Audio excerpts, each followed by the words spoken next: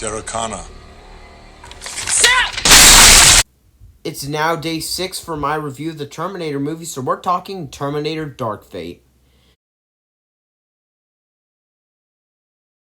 Okay, now let's start by talking about the good. Now, the first thing that comes to mind here is that this is the third film where we actually get to have Sarah Connor back.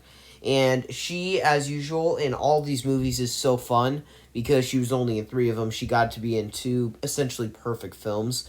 And then she got into Terminator Dark Fate, which is not a perfect film. There's flaws, which we will talk about when we get to the bad, but her character, they do a very good job of complimenting her as a character, and they do a really good job of just making you feel so attached to this character, and you feel so much you feel a lot better for her than you do in some of the other movies, like if she was shoehorned in, which luckily Linda Hamilton was like, nope, I don't like the script for T3, which, let's be honest, no one does. So we get to see a much better version of her than in some of the other versions that we would have gotten.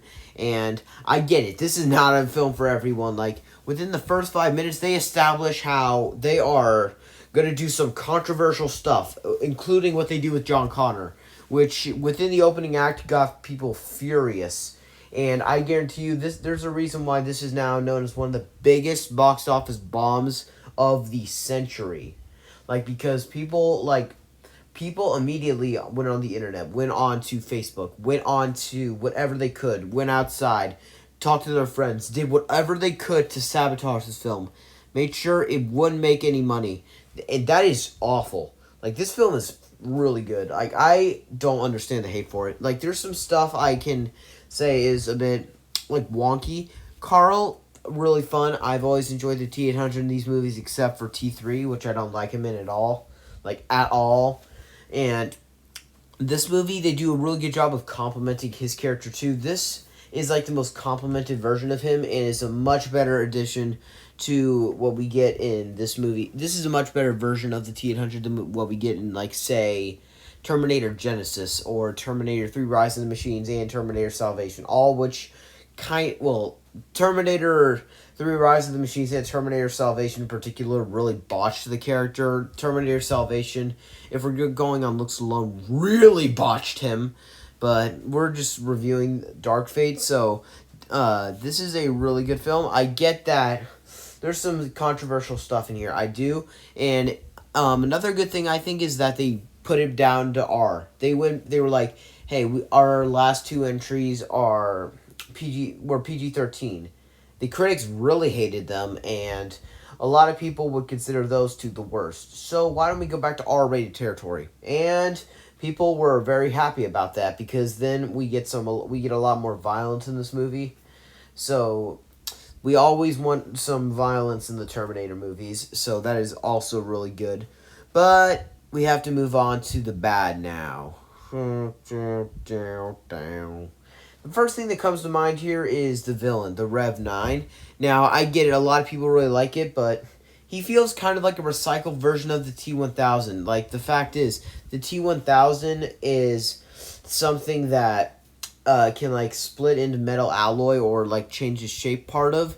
It feels like they just wanted not to plagiarize something, so they then had to convert it and make it super duper impenetrable. It now gets to have 2 different forms, a skeleton and its human form, and also the thing is nearly impossible to kill.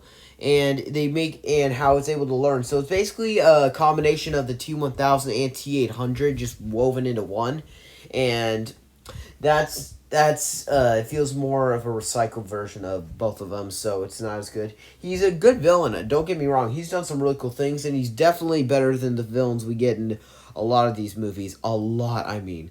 So I'm not a very big fan of that. Danny, she's a very generic character. I don't like her. I get that what they were going for, but I did not really like it. And the stuff with John Connor and what they do with him in the opening act, I'm going to say it didn't bother me. I'm going to say that I'm just putting it on the bad tier because of that, because I know a lot of people are going to get mad at me if I don't. I'm just going to say, I will say I don't like the way it was executed. The fact is, they just have the Terminator come out of nowhere, shoot him, then leave. And that's a pretty stupid way to do it. It comes out of nowhere, and it like one blink and you'll miss a moment. That he's just coming out of nowhere, and like imagine if you went to the bathroom, for a quick like session, and you come back and was like, "What did I miss?" And imagine then people were like, and that would have been really funny if you were like you went to the bathroom, people saw the thing, and immediately everyone left the theater, and then you come back and are like, and there everyone's like, wait, where is everyone? That would have been hilarious, but I get that people do not like that. That I can tell. That is very controversial, but I could get over it, and it definitely feels more like one of the darker versions of the Terminator franchise by far. So that is just my take on Terminator Dark Fate. Let me know what you think of it down in the comments below. Do you love it or do you really, really hate it? People are very, very different on it. It's like a very controversial movie. So let's not be too rude in the comments. We don't have to be jerks in the comments. Say what you think about this movie, whatever you do. It's a spoiler review, so you can say whatever you want. And thank you all so much for watching this. Tune in tomorrow where I actually rank these all 6 Terminator movies. Thank you all so much for watching this, and stay tuned tomorrow because I'll be back.